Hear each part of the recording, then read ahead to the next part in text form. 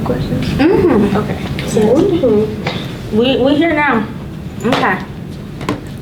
So good evening, everyone. My name is Dr. Williams, and I work in the Center for Diversity and Inclusion. Tonight is our Artist Talk Part 2, featuring the Art Doll, and this is a collaboration with the Sam Fox School Black Student Network. And we have Chelsea here to moderate our conversation with the Art Doll, and I really look forward to tonight's discussion, so thank you for coming.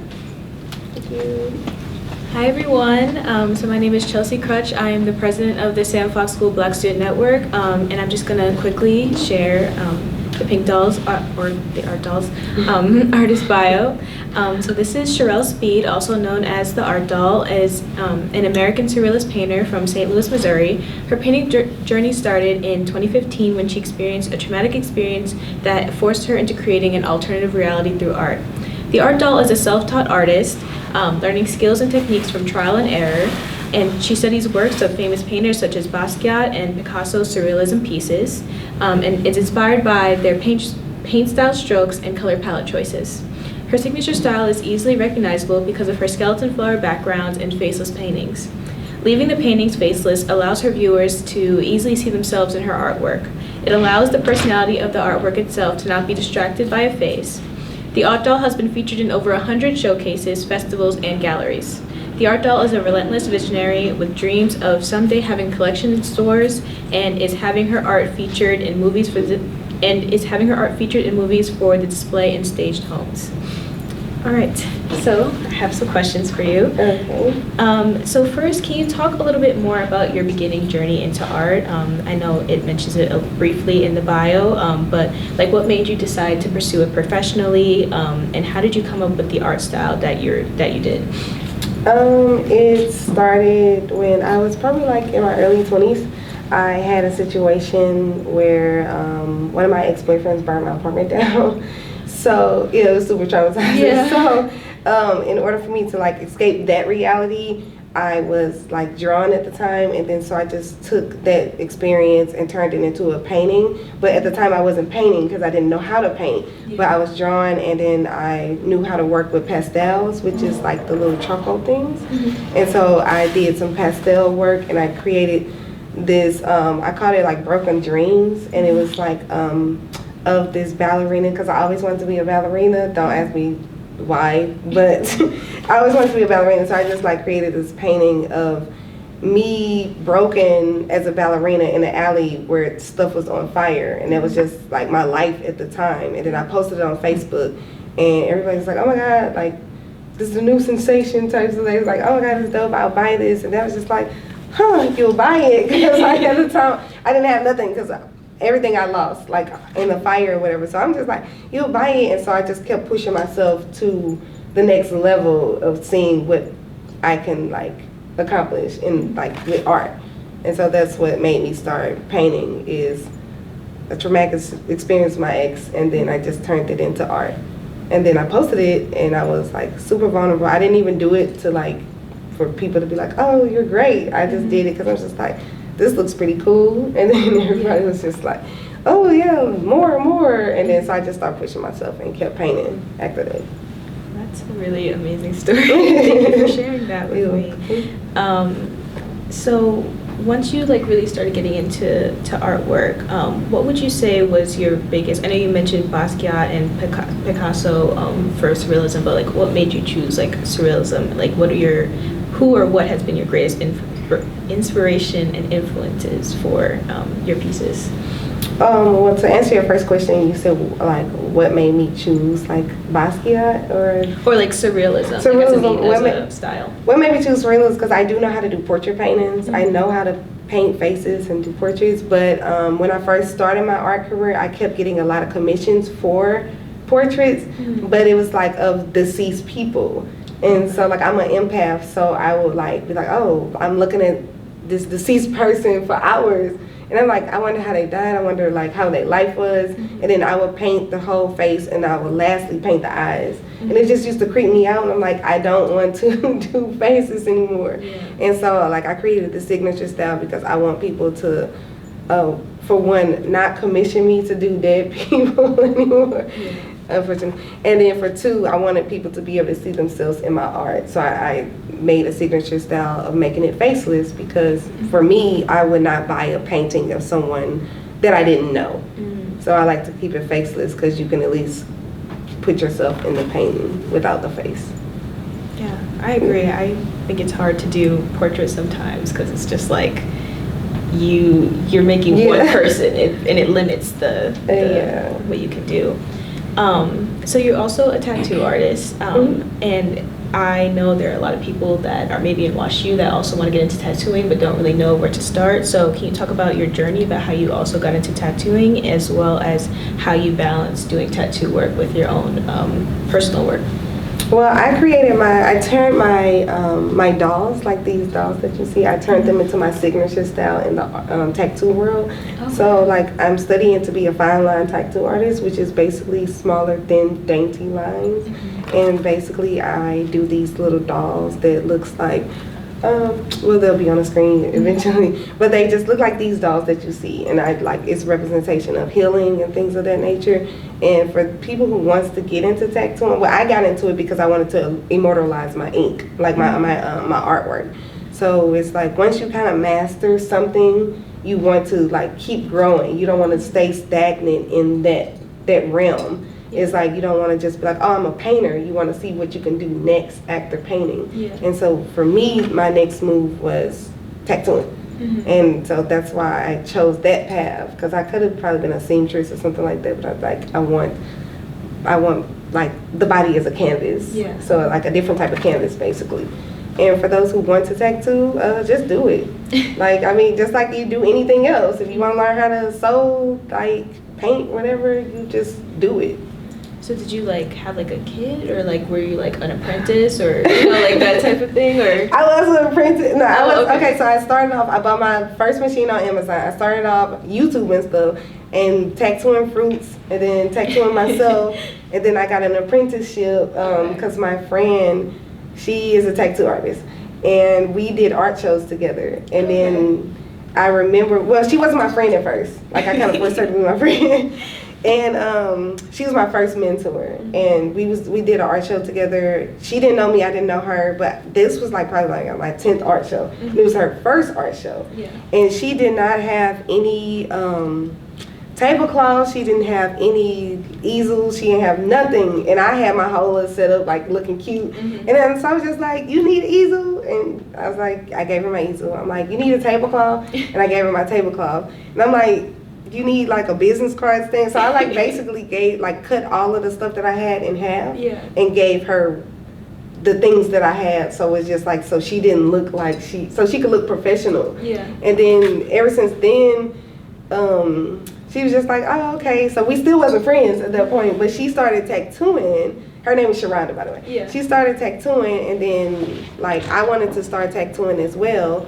And then that's when I reached out to her. And I was just like, hey, would you be interested? Because I wanted to find a female. And I was like, hey, would you be interested in taking me as an apprentice? And then she brought me down to this tattoo shop called Immortal Ink that's downtown. That was the first shop that I worked at. And she ended up like making me her apprentice.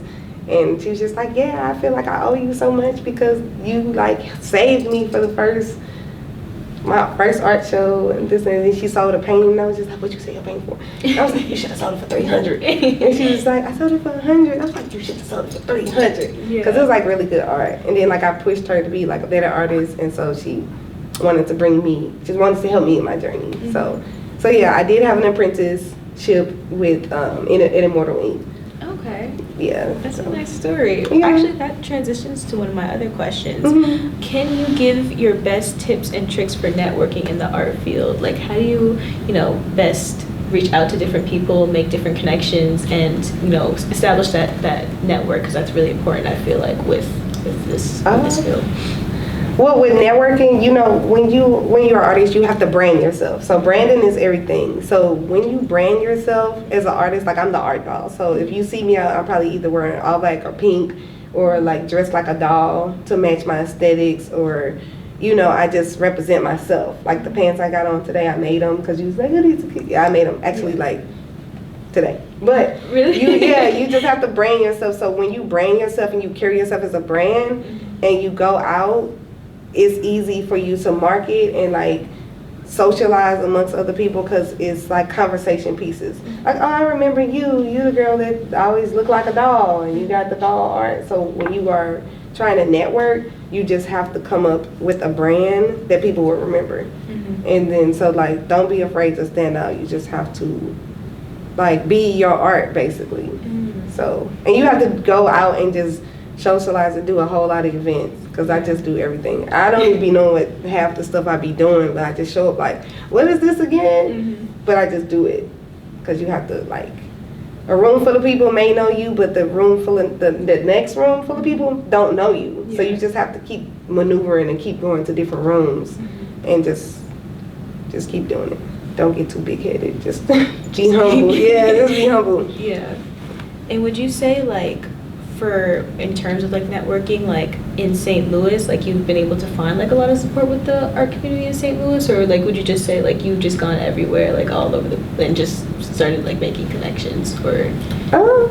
I think I'm a likable person. I think I make friends. Yeah. So yeah, it's easy for me to network because I sometimes I have social anxiety, so I overshare, and then like oversharing build friendships that I don't even know that I have, and it's like I remember I just like there was whatever, but like so like I just be like a social butterfly, even though deep down inside it kills me, but Fake it till you make it. You know? Yeah, right, basically. Yeah. So I think it's, and I've done shows out of town too, but it's just like you just have to kind of, if you want to get to the next level, you have to force yourself to be in rooms or in places that you kind of don't want to be in sometimes.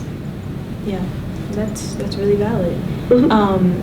And so for my next question, do you think you can walk us, I know you have your own successful business, and I would just love for you to walk us through what it takes to be a successful entrepreneur, and how was the process of opening, don't look like that, you know what I'm trying to say. So how was the process of opening your own shop? What were some of the challenges that you faced, and what has been like the most rewarding part of it? The most rewarding part is like the outcome. You did it yourself. Like the most challenging part is no sleep.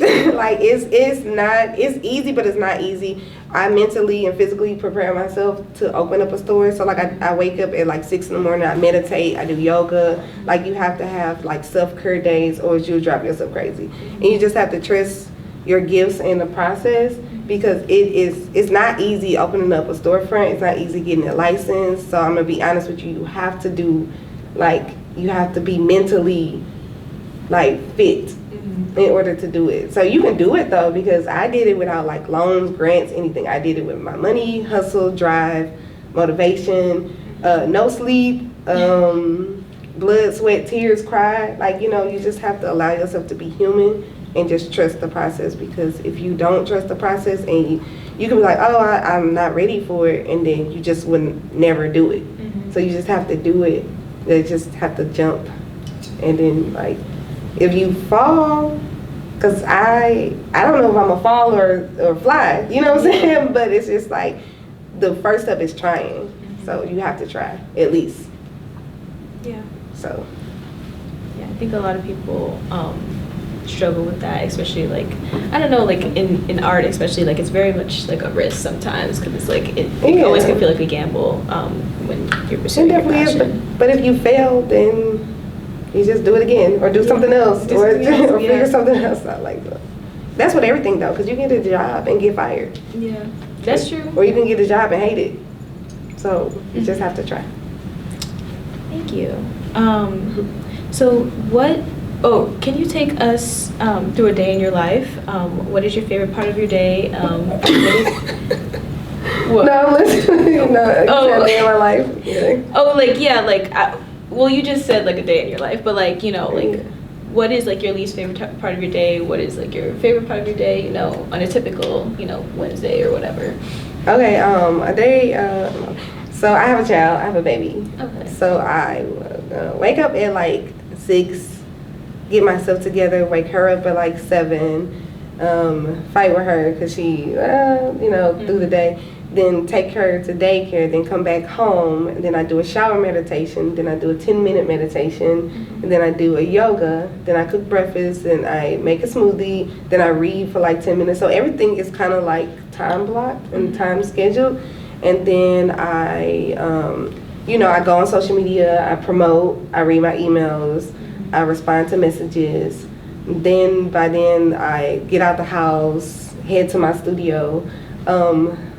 Sometimes I leave it a mess before, so it just depends on how I'm feeling the night before. Then I go clean, and then I might have a tattoo appointment, and I set up for my tattoo appointment, do the design, half the people, because I have to talk to my client, do their tattoo, clean up,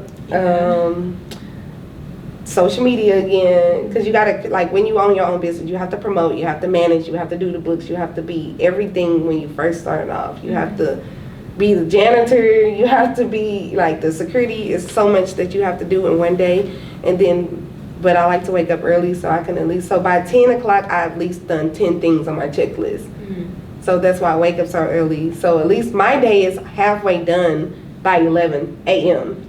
So by the time like noon comes, it feels like 6 p.m. to me. Yeah. Because I did so much stuff throughout the day. But it works for me because I have to, you have to, crunch your time so much. But then by the time I'm done, tattooing and doing, my appointments and stuff like that, then I go home, get my baby, we cook dinner. I cook dinner because she don't do nothing. And then, watch her play. And then I put her to bed. Then I try to paint or do some tattoo designs and do more promotion. So all day it's just kind of like promotion, it's like I'm addicted to my phone, and I try not to be. Yeah. But you have to promote yourself, and you have to put out new content. You have to paint. You have to just physically do a lot of stuff so you can just be seen. Yeah. So an off day to me, I feel like I'm behind. So if I go to sleep early, I feel like I lost a day. Or you forgot something. Yeah, I feel like I forgot something. So I never get a full night's sleep because I'm always thinking about the next day. So I know you mentioned meditation. I know this is a little bit off topic, but how would you say that has helped you in staying grounded and stuff like that? When did you get into meditation? It brings me peace. It's it's important when you own your own business or when you just trying to push yourself to the next level to give back to yourself, me time. So it's important to give yourself gratitude and grace. So it's just in the morning I do affirmations for myself. And it's just because even though some days I may make some money and some days I may make no money, but it's just you just have to treat yourself the same way every day. You have to applaud yourself for waking up, getting out the bed, posting your art because art is vulnerable. Yeah. And just for trying. So meditation brings me back to it centers me because without it, I'd probably be mean. And why ain't nobody buying my art? And flipping tables and stuff. Yeah. And when I meditate, I just be kind of well, it is what it is. It'll work out eventually. If it don't, I'm just gonna meditate and it'll be okay. Life gonna keep going. Yeah, so life keep going. Right, whatever. Yeah, that's how I try to live my life too. But when you you seem like you have a very organized day. I know some people. No, it's not giving yourself enough credit. It's organized chaos. It's organized chaos. But you block it out, and it seems to be working. Sometimes I'm not gonna lie and be I'm just this organized person. I'm working on it. Okay, because I was gonna say I myself also struggle with organization. I know other people do too. Yeah. Yeah. So But how did you get into your groove or figure out what works best for you? How did you did you just get into it or was it a learning process? It was a learning process. It was just for me, I lack because since I don't have I don't have a 9 to 5, so I don't have to be anywhere at any specific time. Only when I have appointments, you kind of lose yourself and lose your sense of time. So it's just you have to kind of be you have to get some type of structure and then self-control. Because without it, you can stay in bed. It's say for instance, if I have a 12 o'clock appointment, I can stay in bed until 10 o'clock or 11 o'clock. But you just have to kind of it's a mental thing. So I'm still working on it. I'm organized this week. Next week it might be something else. Yeah. Like it's just organized chaos though. Yes. Okay. It'd be like a tornado through my house sometimes. So And that's okay. some stuff is lacked. You gotta do what you gotta do. It works for me, so I can't do it. I can't remember. Did I ask the question? What is your favorite art piece that you have made, or what is your favorite medium? Have you explored any others, or do you? Oh. If it's not here, anything you could describe, like your favorite art piece and the process of creating it. Yeah, it's not here. It's a piece called Boss, and it's like 36 by probably like 48 by 36 or something like that. And it's like on a level 3 thick canvas, and it's basically a recreation of Rihanna look when she went to what's the Met Gala? Coachella. Coachella. Yeah, she went to Coachella and she had like this face mask on and stuff like that. And then I put shattered glass on it with resin. Yeah. So the piece is like really beautiful. It was on display at Chillax for a couple of months or whatever. Yeah. And yeah, that's my favorite piece because I worked with broken glass and resin. And I only use acrylic right now. I do want to get into other mediums, but Okay. yeah. Thank you. Okay, and as a Black artist, have you had to navigate any discrimination, bias, or microaggressions through your career? How do you remain resilient and cope with such incidents? Well, being a female artist, I've experienced a lot of sexism, like versus my male counterparts. Because they kind of like, as a female, you kind of have to work twice as hard as your male partners or whatever. And so like as a female, I do get like, it was this one situation where somebody wanted to pay me lower than my minimum. But then my artsy friend, which is a guy, came in and he set his price. And he was like, oh yeah, come on through, like that's the price. So I experienced that a lot, like just because I'm a female, you know, people like sexualize you and they want to like, you know, they think you are flirting when you're not. Yeah. So it's just like, it's a lot of sexism in the industry versus discrimination for color is more sexism than anything. Yeah. So it's just like, yeah, I want you in the show because you're attractive and your art is cool, but like, you know, then the actors, they want to try to date you. Yeah. So I experienced that a lot. So I don't like it. Do you like, like how have you like dealt with that, or like do you like? I just like I know how to work. Like you gotta just learn. Like you just like smile and nod. Like like okay. Yeah, like right, basically, and it just be like, you know, you just kind of wait for the moment to add, like, you know, just get to the point what you want to like what. Yeah. And then so you can just be like no, and then just move on from that. So basically, I just. It's all you can do sometimes. Yeah. Well, back to the art. So how would you say you deal with creative blocks, or like times when you're not really feeling inspired or wanting to do anything? I paint a lot, so when I have a creative block, sometimes I would just rework another painting. Okay. Like if I have a painting that like something that I did a couple years ago, and I just look at it and it's like, oh, let me redo it now so you can kind of compare your growth. So like if you have an art block, my suggestion is to just recreate something you already did, and so you can compare it and you can kind of grade yourself. Yeah. It's kind of like interviewing yourself. I like to call it an interview. So you have to like look at it and just be like, oh, okay. So that's how I deal with art blocks, by just recreating something that I already created and just look at the growth from what I first created 5 years ago to now. So, and then kind of get me my juices flowing sometimes. Yeah.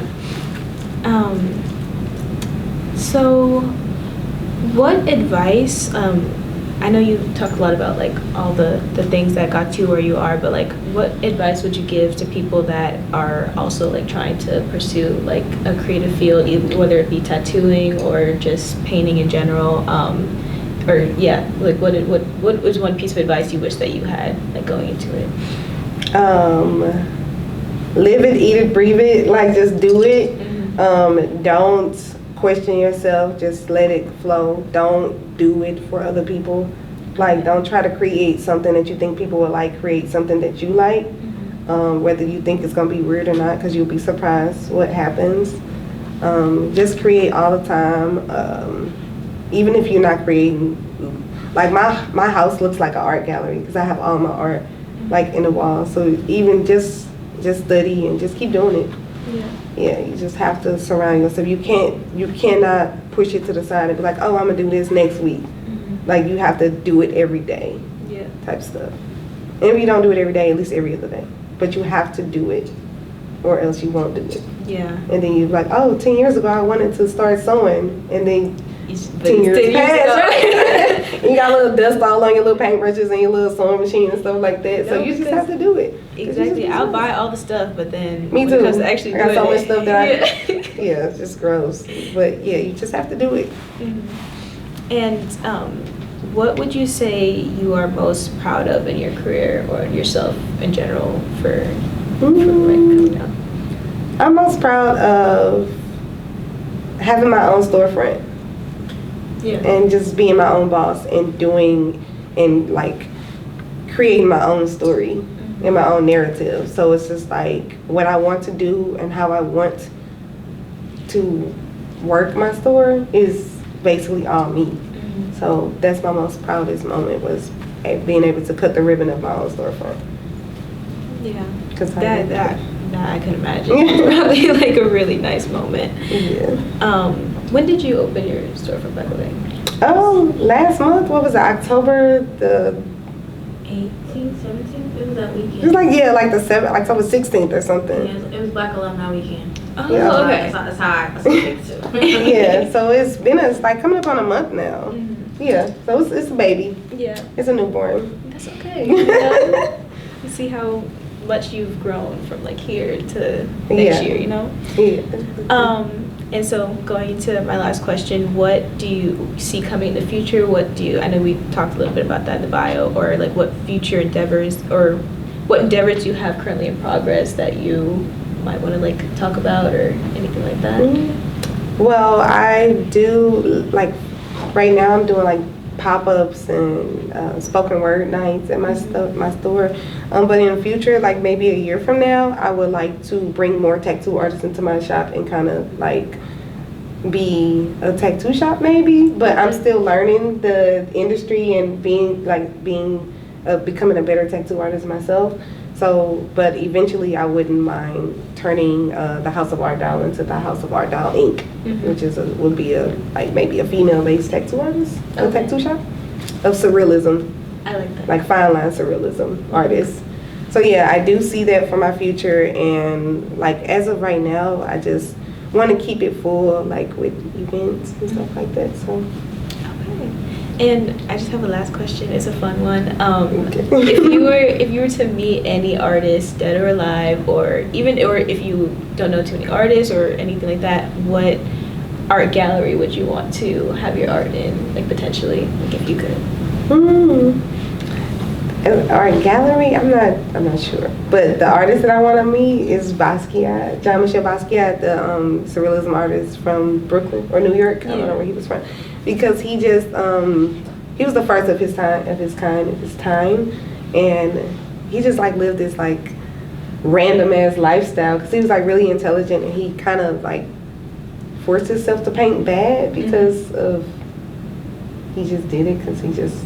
I guess. Yeah, right. But he it's actually bad, but it still ends it up was being good. amazing, Yeah, you know. so, which is not even bad because I love his style or whatever, and I love Yeah. his mentality behind it or whatever. But he just definitely took something and just randomly turned it into that. And then people was like, "Oh my God, this is awesome!" And he was like, wasn't even painting on canvases. He was painting like doors and refrigerators and just random stuff. And then he got famous off of his nonchalant, not caring attitude. Like he had paintings with footprints on them. Like he would treat his canvases like trash and throw them out to the side and stuff like that. So I really like that about him. And he was homeless at one point, and yeah. So No, he's a really he's interesting a vibe. story. Yeah, and I don't think he even had to be homeless. He just was his own self, and I like that about him. So I would love to spend a day in life with him. If he was alive. Thank you so much. Those are all the questions I have. I'm going to open it up to the room if they have any questions for you. Now is the time. Okay.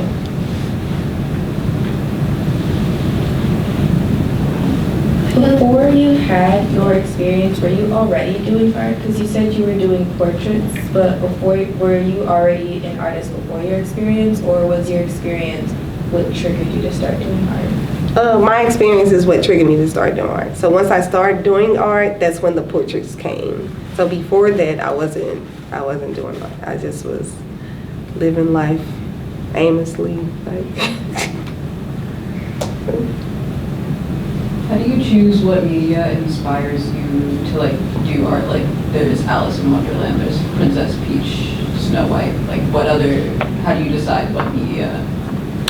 A lot of my paintings come from like a vision. Like I'm like, oh, this would be dope. Like I don't sketch anything. I don't sketch. I feel like sketching is a waste of time. I don't like sketching works for a lot of people, but to me, because I've been painting for so long and I know my process. I don't sketch. I just see it in my head and then I just turn it to canvas and eliminate the whole process. So for me, like a lot of these paintings come from like visions, what I think will be dope or what I feel like is kind of like, I would like Peach. Where is it at? Oh, right here. Yeah. So like I feel like I got like a really dark sense of humor, and I'm like, oh, what if she's ripping Toad's head off? Like, because I'm like, if I was Peach, I would rip his head off, and then I just turn it into art. So like it's kind of just like my dark humor turned into art. So that's how I choose it. I just kind of let my imagination flow.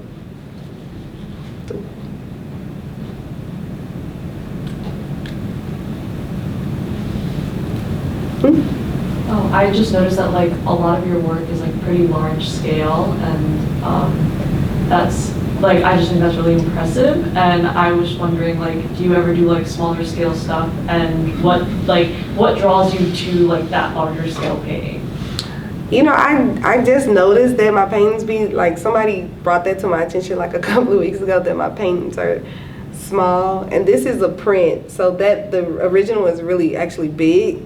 So like, I don't know, I get anxiety painting small things because I feel like I can't bring my vision to life on the small canvas. So that means I have to draw smaller, and I don't know, I feel like I can get my point across on a larger scale.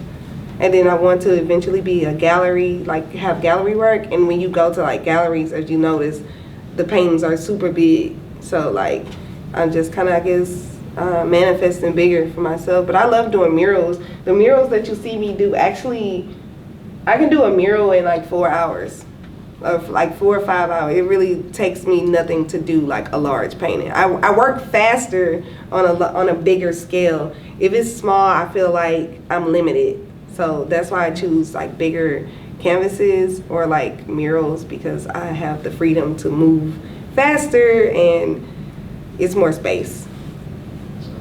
Yeah. How's the transition between scale from like really large paintings to say palm-sized tattoos? Wow, that's a good question. Well, tattooing is different though, because it's crazy because I want to be like a minimalist tattoo artist. I've done like half sleeve tattoos, but I really don't want to. I want to be like a micro. What's it called, Vaughn? Like a Micro. That's my sister, by the way, y'all.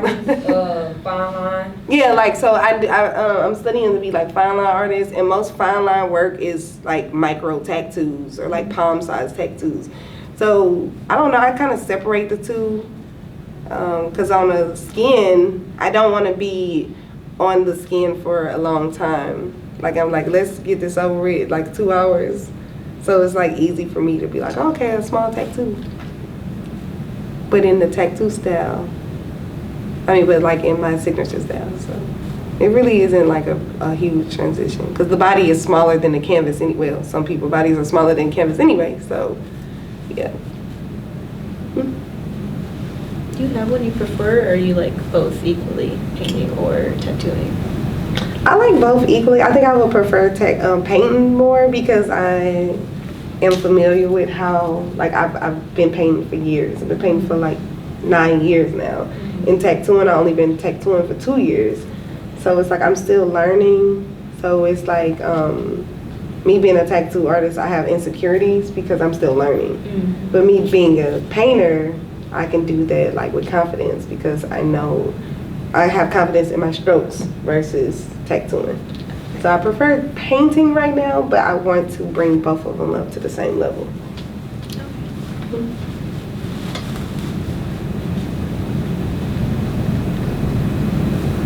What personal setbacks have you experienced since you started your art? Like going into creating a storefront, going into becoming a tattoo artist? Like what things set you back that you weren't expecting to happen?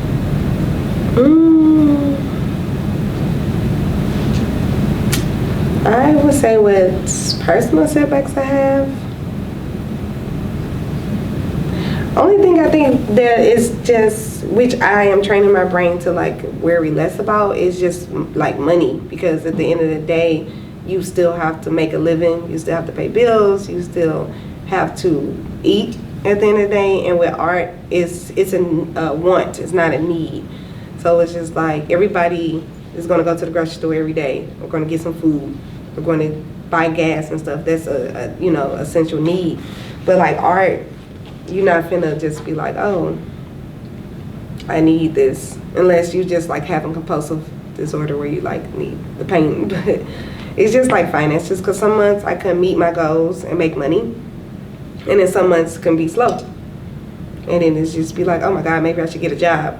So that's it, like finances.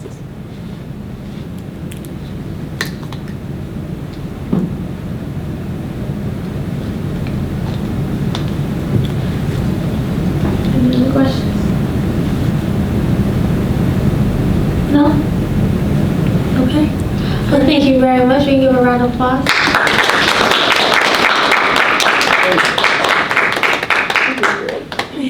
Thank you. Oh, you want to tell them how to follow you on Instagram? What is it? Yeah, my Instagram handle is _art, ARTDOLL. And then what's the address for the storefront? 6277 Delmar Boulevard. So it's like 7 minutes away from here. So if you guys want tattoos or just come hang out, I'm there. Also on the flyer, so if you follow our Instagram or the CDI's Instagram, her handle is on the flyer. So and then you could probably find the storefront from there as well. And do you have any upcoming events you want to promote? Yes, I have Soft Sundays, which is every last Sunday of the month, and that's poetry open mic night. And I also host paint and sip parties. So if you want to like get some friends, you can book me for a private paint and sip party. So Awesome. I want to have a pop-up shop Friday, Black Friday. Okay. Awesome. Okay. Another round of applause.